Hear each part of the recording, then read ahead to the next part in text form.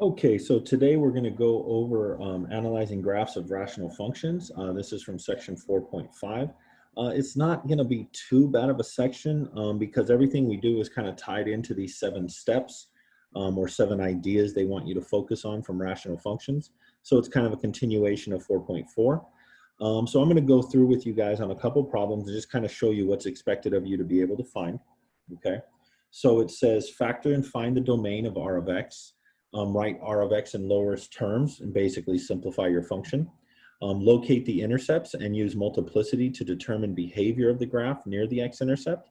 Locate vertical asymptotes, locate horizontal or oblique asymptotes, graph R using a calculator, and then use those results above to help you kind of draw this by hand. So we're going to kind of get to this guy. So we have this function that they ask us to analyze, and again, they probably mean do the 7 steps in your book whenever they say this. So we're going to say R of X is equal to X squared minus 1. Okay, so the first thing I have to do is I have to find the domain. Okay, so I'm going to write this in lowest terms. This is X plus 1, X minus 1 over X.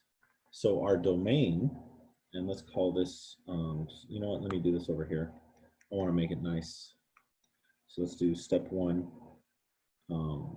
R of X equals X squared minus 1 over X equals X plus 1, X minus 1 all over X. So then this means our domain is X such that X cannot equal 0, right? Because this is the only value that can break this problem. So there's an asymptote at 0 more than likely. It's a vertical asymptote. There was no canceling. So in step 2, they want us to write it in lowest terms, but there's no common factors between the numerator and denominator. So we say R of X is already in lowest terms.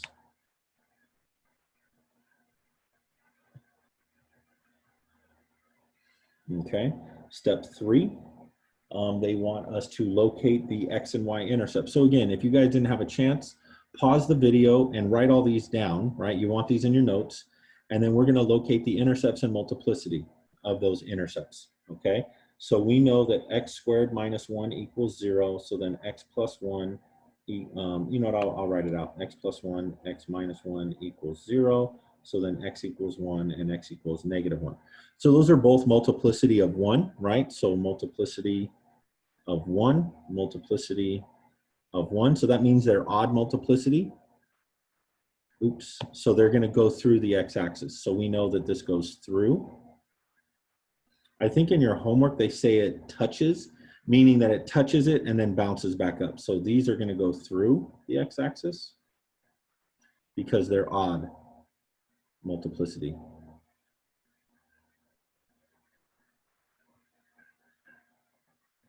Okay, so some information we know. Remember, when you're trying to find x-intercepts, you let y equals 0. And the only way that a fraction can be 0 is if the numerator equals 0. So that's what I did. Let's see if we have any y-intercepts. So these are my x-intercept. You know, let me write this in a different color because I kind of cramped it too close together. So these are my x-intercepts. And then let me do my y. So if we're doing y-intercepts, oh, there can't be any because this is r of x equals x squared minus 1 over x.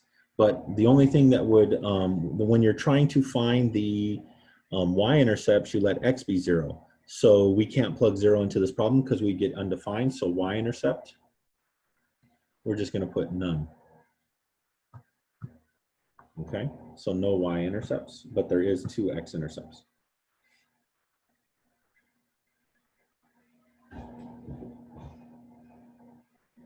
Okay, so then in part 4, let's see here, we're going to do vertical asymptotes.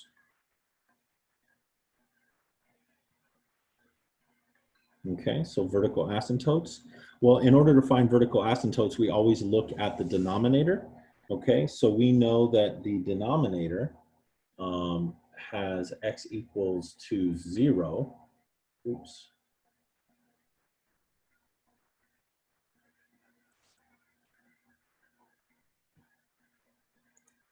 Sorry about that, you guys. I think I grabbed the wrong problem from somewhere. There we go. That's the one.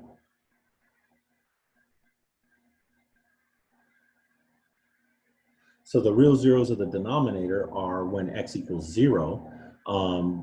But the problem with that is that you're saying, or I shouldn't say the problem, but you're saying if we have r of x equals x squared minus 1 over x, we know that for vertical asymptotes, we say as x approaches 0, what does r of x approach? Well, the answer would be, let's see, if we put 0 in there, we would get -1 from the left side or from the right side. So we're going to say the absolute value of r of x would approach infinity. Okay, so that means we have a vertical asymptote at x equals 0. And if you don't believe me, you just take out your calculator and put numbers really close. So here's r of x, and here's x. Put numbers really close to 0. Do 0.01, 0.0001, 0.00001, and put those right here and here, and see what you get. And you'll start getting much larger and larger numbers. Basically meaning you're approaching positive infinity if you take the absolute value. Actually, from one side it's negative infinity, and from the other side it's positive infinity. But either way, we know there's a vertical asymptote at x equals 0, and that's the only one. Step 5, we know that the top power is bigger than the bottom power. So since the degree of the numerator is greater than denominator, no horizontal asymptotes, right? However, it's greater than 1. It's x squared over x, so that means it's only larger than 1. So that means there is a slant or oblique asymptote, so I have to do long division. Okay, so this becomes x squared, and then this becomes -0, so this becomes -1. And then we're going to say that, geez, that's it. Oh, I'm sorry, I didn't even need to do long division. I could have just done x squared minus 1 over x, and that is actually going to be x minus 1 over x. Yep, okay. And again, all I did right here was the long division was unnecessary. I could have just done that, okay? And then this would give me right here, oops. Yeah, so it would be x minus, well, let me double check on that real quick. Oh yeah, we don't care about the remainder. I forgot about that. When you're doing oblique asymptotes for oblique, sorry about that, you guys, I got a little confused. For oblique asymptotes, we do not care about the remainder. Only the quotient matters. So our quotient is y equals x. So this means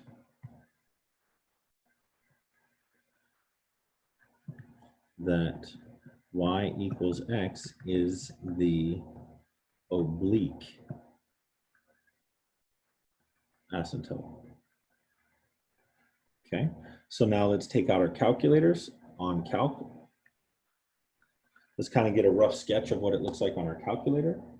So I'm going to do y equals, and then I'm going to do parentheses, x squared minus 1 divided by x. Okay, so it's kind of weird looking, to be honest with you. It's going to be hard for me to draw, but I think you guys see. So here's -1, here's 1. We know it's going to cross right through there, and then it's going to kind of skyrocket and never touch. We know it's going to touch right through there, and then kind of skyrocket that way and never touch the y axis once again. Okay, so we have a slant asymptote or an oblique at y equals x. So that's my asymptote. Y equals x. Okay, now I'm going to do my vertical asymptote at x equals 0. It's this guy right here in green, and that's x equals 0. So this is my vertical asymptote, and this is my oblique asymptote. Okay.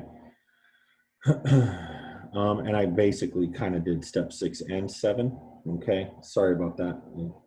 Also did step 7 right here, because now look what it does right here. Why does it go through? Because remember that the x-intercepts only had multiplicities of 1, so we knew that it went through the x-axis. Okay, I drew my asymptotes. I drew my oblique asymptote, my vertical asymptote.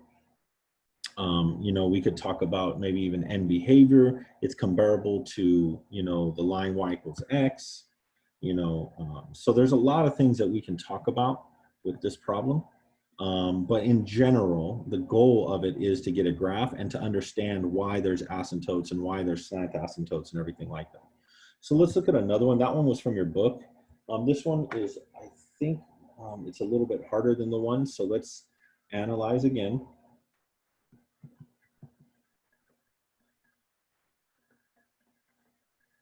And so we're going to analyze the graph for r of x equals 3x squared minus 3x all over x squared plus x minus 12. So this is a test type question or a quiz question, something that you should know how to do. So the first thing we have to do is we know that by step 1, we have to factor. So this will become 3x times x minus 1, and this will become x minus 3 times x plus 4. Okay, so nothing cancels. So then we know that the domain is equal to x such that x cannot equal -3 and x cannot equal 4. Oops, I did it backwards. Sorry about that. X cannot equal -4 and x cannot equal 3. Okay, so that's our domain. So in step 2, and this is already in lowest terms. So then step 2 would be put in lowest terms. We're good. Step 3, intercepts. So now I'm going to say my y-intercept. Oops. Normally y-intercepts are easy because you just let x equal 0. So then this becomes r of 0 equals 0 over -12, which is 0. So then you have 0, 0 is your, I kind of made a little mistake on that. Right here, when I said x-intercepts, I should have said 1, 0 and -1, 0. I forgot to write them in point form. Sorry about that, you guys. So over here, we have our y-intercept is equal to 0, 0. Now let's find our x-intercepts. Our x-intercepts, we let y equal 0, so this will be 0 equals, and then we're going to set these factors, 3x times x minus 1 all over x minus 3 times x plus 4. Now the question is, when would this fraction become 0? Well, the only time a fraction becomes 0 is when the numerator is 0. So I set the numerator equal to 0, and then we have x equals 0 and x equals 1. So we have x-intercepts of 0, 0, and 1, 0. So we have our x-intercepts now. Okay. The next thing we have to do is find asymptotes. Okay, so our asymptotes would be vertical first. I normally find my vertical asymptotes first. So whatever makes the denominator 0 is basically an indicator of where you should look. So we know that when x approaches 3, because that's what makes that 0, and that's what makes that 0 would be -4, and x approaches -4. the absolute value of r of x approaches infinity, and this absolute value of r of x approaches infinity. And again, you could plug numbers really close on like a table and do like 2.999, 2.999999999, and when you subtract 3, you get negative 0.00000000001. Whenever you get numbers that small in your denominator and the numerator is approaching some constant like 5 or 6 or whatever, you're basically taking 5 or 6 or 7 or negative 10 and you're dividing it by negative 0.00000000001. It's going to be this massive number. Okay, so we're approaching infinity. So we have vertical asymptotes at oops, let me write this maybe a little cleaner.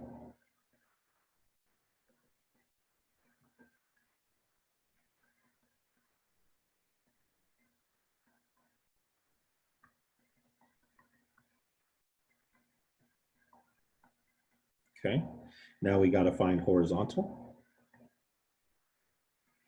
Now let's look. Horizontal, the powers are tied. So we know, so all you have to do on the exam or on the quiz is you tell me since the degrees of numerator and denominator are equal, there is a horizontal asymptote at the leading coefficients, the ratio of the leading coefficients. So in this case, it would be 3 divided by 1, right? 3x squared divided by x squared. These are called the dominating terms. By the way, a lot of times they refer to the biggest power in the numerator and the biggest power in the denominator as the dominating terms at y equals 3x squared over x squared, which is just 3 over 1, which is just 3. So y equals 3 is our horizontal asymptote, okay? Now, because there's a horizontal asymptote, there is no oblique.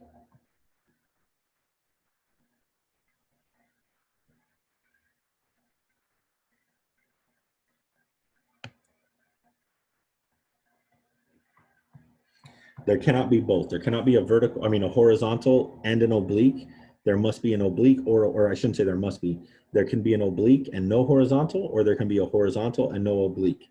Okay, but there can't be both of those. Now there can be vertical, but that's a different thing. All right, so now we have our asymptotes. Okay, now one thing I do want to tell you guys is horizontal asymptotes sometimes can be crossed. So what you do is you actually see, so we say that our horizontal asymptote is at the line y equals 3. So you guys understand what that's saying is we're saying that you go up 1, 2, 3, and there's a line right here. And supposedly nothing is supposed to cross that because it's an asymptote. However, horizontal asymptotes sometimes do get crossed. And the way you decide if somebody wants to know if the graphs will cross the vertical asymptote, or the horizontal asymptote, is you set the function 3x squared minus 3x all over x squared plus x minus 12 equal to 3, equal to your line, okay? And you see if there's a solution. If there is a solution, then that means it will cross that horizontal asymptote. Now, you don't ever have to worry about this with vertical. Vertical asymptotes can never be crossed. So just so you were clear, that 3 came from right there. Okay, I set the function equal to 3 to see if it could ever make it happen. So what I'm going to do now is I have 3x squared minus 3x equals 3 times x squared plus x minus 12. I just distributed it to the other side, or I multiplied it over. So now this will become 3x squared minus 3x equals 3x squared plus 3x minus 36. So let's see here.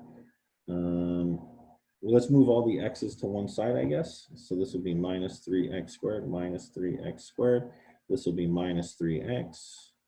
This will be minus 3x. So this is gone, and we have minus 6x is equal to negative 36. Divide by negative 6, divide by negative 6. So we have x equals 6. So as it turns out, it will be crossed. The graph will intersect at x equals 6, okay? So that means we have a location. It's 6, 3, right? So this 3 comes from there, and this 6 comes from right here. Okay, so that's the actual intersection point where the horizontal asymptote will be crossed. Okay, now let's take out our calculators and let's graph this on our calculator. Oops. So let's see here, y equals, put parentheses, 3x squared minus 3x divided by parentheses. I close the previous parentheses, by the way. X squared plus x minus 12. So this is kind of the sketch I get from my calculator, and then we're going to reason out why it's this way. So we already know that we're supposed to have a horizontal asymptote at 3. So let me do 1, 2, 3, 4, 5. 1, 2, 3, 4, 5. 1, 2, 3, 4, 5. 1, 2, 3, 4, 5. Okay, and we know that there is vertical asymptotes at 3 and -4. So let me do those. So here's 3.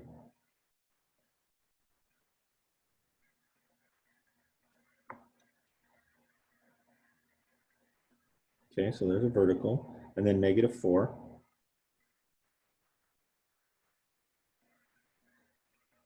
So we got that one. And then we know that there is a a horizontal asymptote at 3. So here's 1, 2, 3 right there. So there's another one. Okay, we know that there's an x-intercept at 0, 0 and a y-intercept at 0, 0. So let's do this. Let's say x-intercept at 0, 0. And I think it said the other one was a y-intercept at 1, 0. So that's going to be really hard to draw. I already know this is going to be tough. So it's going to look something like this. And it's just going to very briefly go over the top there, but you can't even see it on your calculator. And then it's going to do one of those. And then these guys do something crazy, like right like this. Oops, not that crazy. Right, like that. And then we got something like this over here. So that would be our graph, okay? Oops, and then this guy must cross the asymptote at 6, 3. So 1, 2, 3, 4, 5, 6, 3.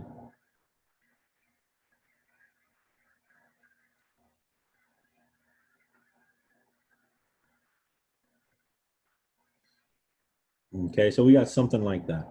And again, you get all this kind of putting the pieces together with the graph, you know, on the calculator, as well as what you kind of know to make sense of it. So this is kind of the general idea behind analyzing rational functions. So here we go. Those 7 steps are when they say that in the homework, that's what they want you to do. All right, thanks for watching, you guys. That's going to be this video. Let me know if you have any questions in the next meeting.